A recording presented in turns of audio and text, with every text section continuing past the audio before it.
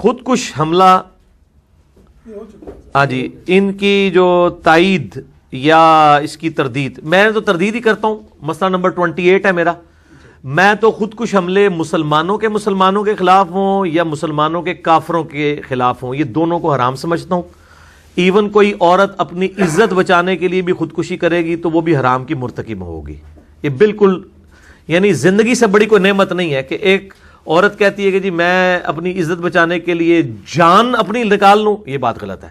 یہ تو اسی طریقے سے کہ ایک عورت کو کینسر ہو جائے اور وہ خودکشی کر لے کہ جی جو ہے وہ میں اب کینسر کی تکلیف کی بجائے میں یہ کاٹ لوں.